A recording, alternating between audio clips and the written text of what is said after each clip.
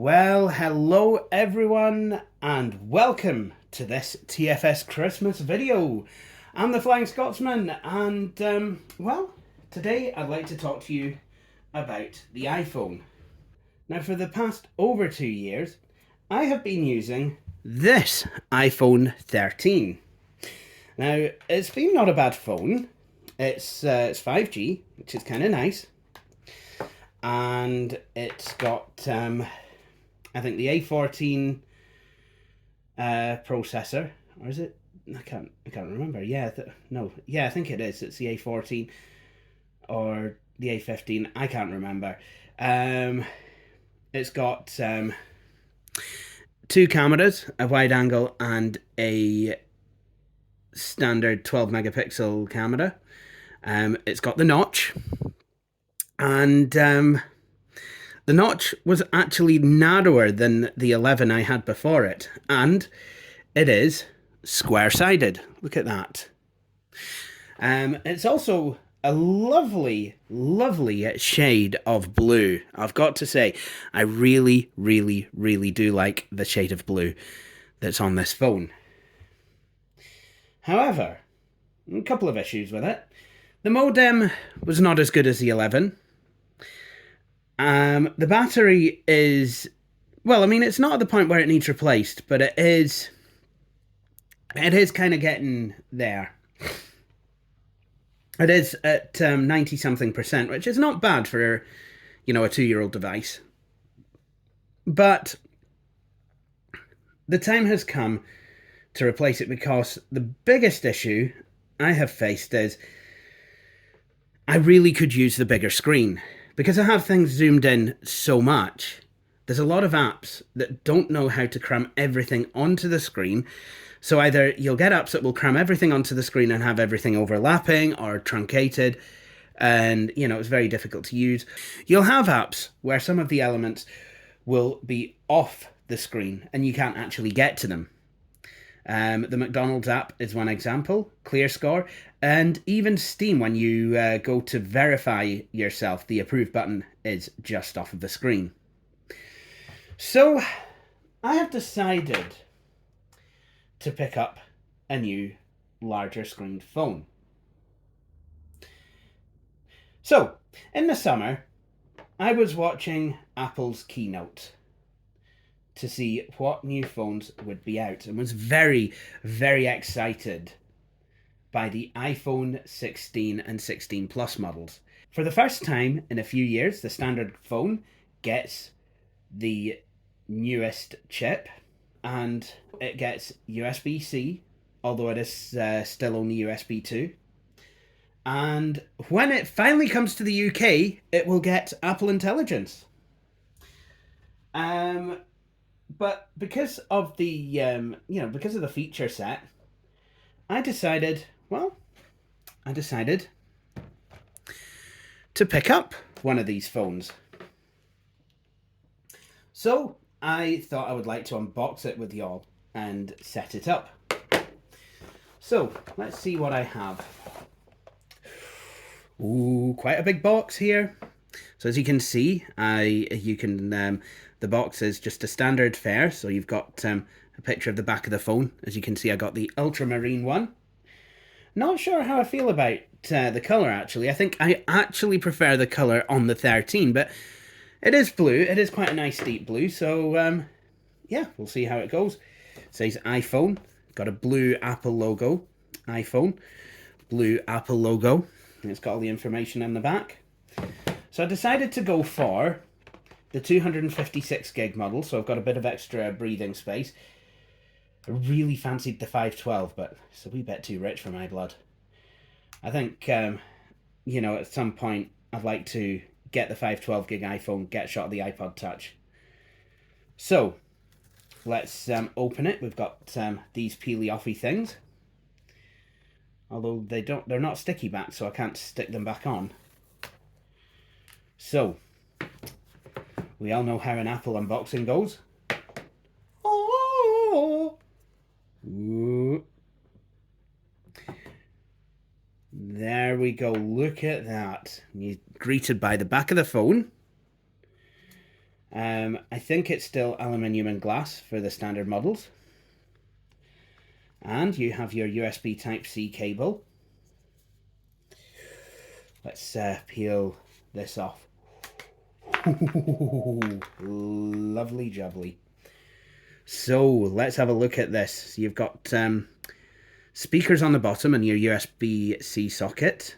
You have your new camera button. I think the power button. On the top, there's nothing at all. On the side, you have your action button, volume up and down, and your SIM tray, because I'm in the United Kingdom, we still get a SIM tray. So, shall we power this on? I think we should, but first, let's compare the two, shall we, in sizes. As you can see, quite a noticeable difference. Now, I did have a go with one in the shop, and, you know, I found it to be really quite nice to use. So I wanted to protect this phone straight away, so I decided to buy a case. It's the Di Bramente 1928, made from recycled materials. It's MagSafe, so it will sit on my Lechen charger, which is good. So this literally just kind of pops down, and there you go. So we pop the new phone in there. Well, hang on a minute. It's cable tied in. It's... Oh. You bunch of ingrates. Okay.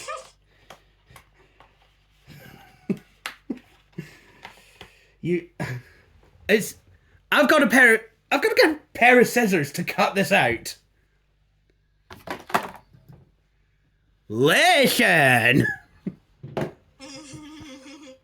And I have Victoria with me on Discord. Yep, she's here for the live taping of this video. So, yep, this is filmed in front of a live studio audience. Let's get a pair of scissors. Oh, you just can't get the mobile phone cases these days. I mean, honestly, why would you even do that for a case? Well, when I picked it up in the O2 shop, literally the bottom came down, revealing the case. Oh, well, there you go. Now you know why. Now I know why. Because they bloomin' tie it in. You need a pair of scissors. That's a bit annoying if you just want to get your case out quickly. Yes. So... Which everyone does. Oh. Uh-oh.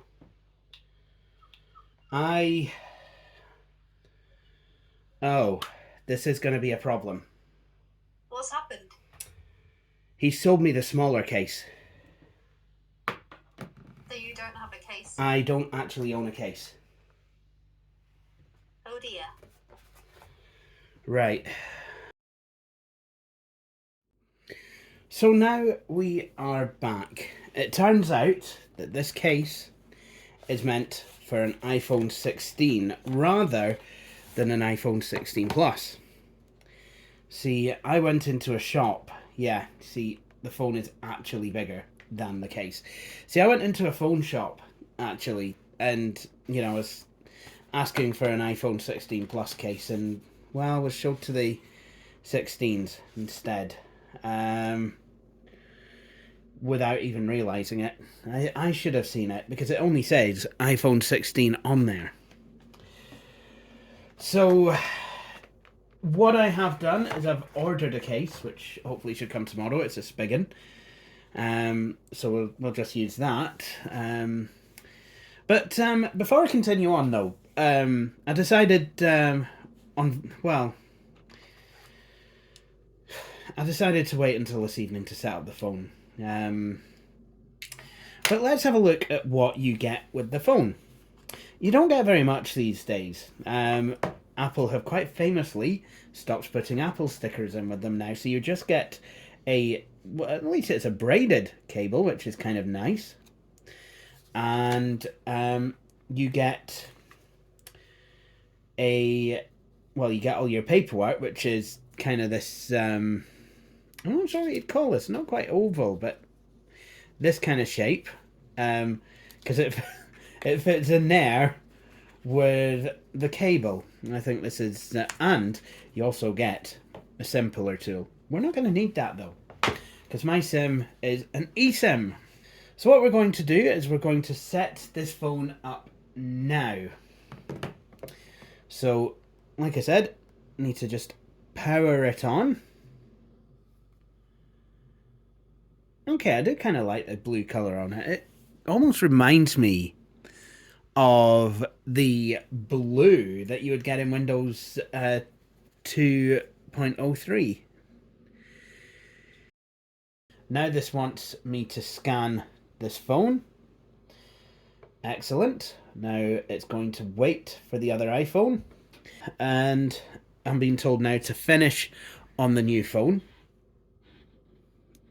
And now we're transferring data. So I better leave these two phones to it. And then I will come back once we are done. We're on, apparently we're on 5G at the moment. That's not right. Should we not be on Wi-Fi? No, well. So now it's saying it's going to take about 34 minutes. Well, we'll see. So I do apologise for the camera work. I'm off the tripod. So there we are. We are all set up. Can you believe that? And my other iPhone is saying transfer complete. There we go. I've just got to now wait for my apps to be nice and up to date. So it's a wee bit later now, and I've had some time to play about with this new iPhone. Now, what do I think of it? Well, the first thing I will say is that going between generations of iPhones, you don't get a sense that much has changed between the generations.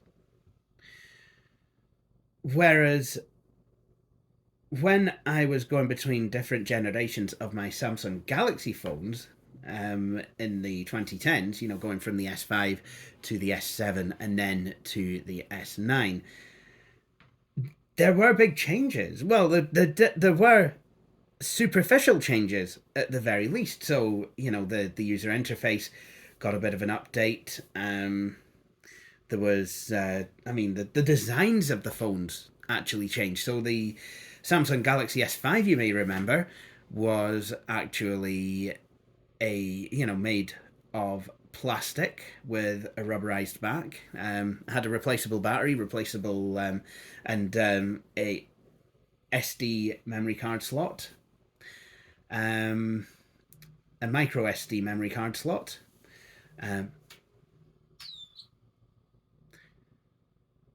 So the Samsung Galaxy S5, you may remember, was mostly made of plastic. It had a removable back, which gave access to the user replaceable battery, and a micro SD memory card slot for memory expansion.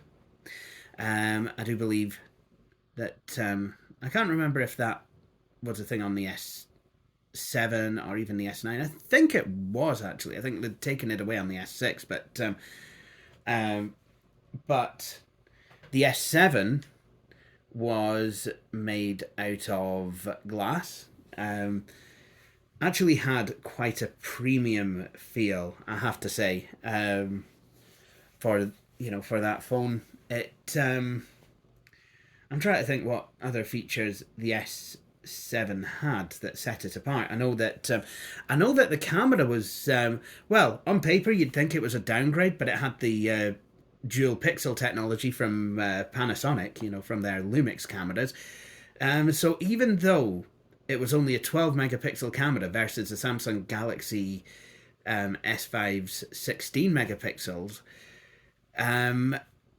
the differences I think were noticeable. Actually, the Samsung Galaxy S9, well, that actually got rid of the physical button on the front. Everything was moved to the back, and that also was quite a nice phone, and I think that got kind of more updates and what have you. Whereas with the iPhones, I think it kind of, I mean, okay, a lot of, a lot of the evolution, that we have now was kind of still being done. So it'd be quite interesting to see what the difference is. If I went from you know, a Galaxy S9 to an S21 and then to an S23 or even an S20, 22, and 24. With the iPhones, I've actually gone 3 generations this time from the 13 to the 16 plus actually. And with, like I said, with iPhones, you don't seem to get, for the most part, the feeling that you've jumped as much between generations. I mean, the biggest jump I think I had was going from the iPhone 4S in 2014, which at the time I think was running iOS 7, I want to say. Going from that to the SE second generation in 2020. Now, I mean, going from the iPhone 4S with iOS 7 to the SE second generation with iOS 13, that was a big jump because, I mean, obviously the platform had I want to say 6 years to mature from iOS 7 in 2013. That's when it came out to iOS 7 in 2013 to iOS 13 in 2019. Going from the SE 2020 to the 11, that brought, well, actually, superficially, it brought the biggest change because, gone was the home button to be replaced with, the notch and the lock, power and lock button being on the side. The iPhone 11 brought with it the wide-angle camera. It also brought the, I think is it the Uon chip that allows you to very accurately be directed towards an AirTag that you're looking for, which actually at the time for me was definitely worth the price of admission because I do have AirTags on a lot of things. Going from the 11 to the 13, well, to be honest, there were changes, but I mean, it doesn't feel like it. Yes, I got the OLED display, and I got 5G, and the notch was made smaller. But apart from that, I don't really remember that. Oh yeah, and I got the different photograph types, which was quite nice. But apart from that, I don't really remember much. I mean, we're still using a 12 megapixel camera at this point. I think I'd had 3 iPhones in a row that had the 12 megapixel camera. Going from the 13 to this one, if you are just going to use it, I don't know. At the moment, Apple Intelligence has not came to the UK, even though the mobile phone networks have been trying to sell it ever since the iPhone 16 came out. The iPhone 16 and 16 Pro and Pro Max and 16 Plus came out. They've been trying to sell it. Oh, you can get the Apple iPhone 16 with Apple Intelligence. Well, you can and you can't. We don't get it yet. Don't sell me a feature that's not there. So when that comes, I will now be able to access it on this phone. I'm looking forward to that. But what else does this phone have? What other features? Why did I buy it? Well, okay, I bought it because I needed the bigger screen. But what about, I mean, obviously, going from the 13 to the 16, I get the notch, I get the A18 processor, which gives me Apple Intelligence, I get extra RAM in the phone, which is good. But, and to be honest, the notch, that kind of trick, the notch, sorry, I get the dynamic island rather than the notch. I get rid of the notch, I get the dynamic island instead. Now, that did trip me up because I was wanting to use my Face ID to sign into something, and I expected to see the big square saying, you've signed in, Excellent.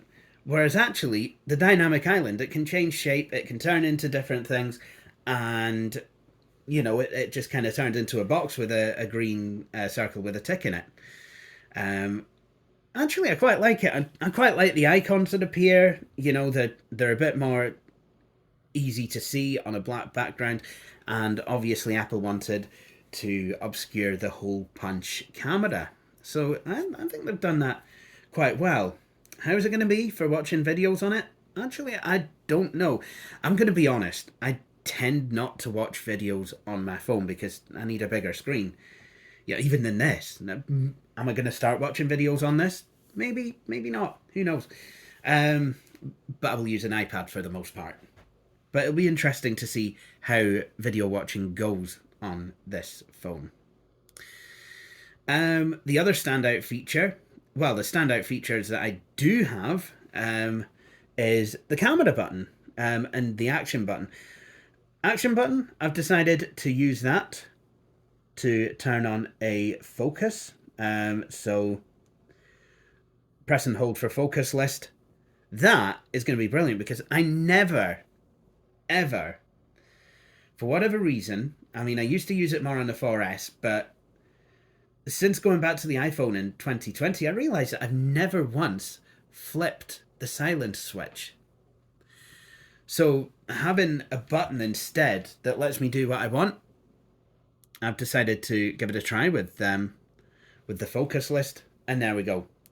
Do not disturb or work. I do have there are differences, but I quite like that. Now, the thing that I was really looking forward to about this one, properly looking forward to, was the camera button. And I'd heard reports from people that it was kind of placed the wrong way, and to be honest, I kind of disregarded them. However, I've got the phone. I don't even have a case. Yes, I can use the camera button to open the camera, quite like that. But if I want to take a picture, let's say I'm take a picture of my Christmas tree. Let's do that, shall we? It's not immediately clear how far down you have to press. And then you'll end up with the zoom. So that's kind of nice, but I generally tend not to use that. And actually, there we go. I want to go back to 1x, and it did. It vibrated to let me know I was there. But there we go. I do have to hold it like that rather than a camera. I would hold like that. Will I get used to it? I don't know. Maybe not. We'll have to see it when I put a case on it. It'll be interesting to see how this phone feels once it's in a case. But with that said, the rest of the phone, big screen, very nice. 24 megapixel camera. I'm going to be looking forward to putting some of these pictures up on my computer to see if there's a difference. It's 24. Did I say 24? I think it's a 48 actually. What am I talking about? So, 4x the number of pixels. Whether that actually means anything, I don't know. I forget all the features of this iPhone.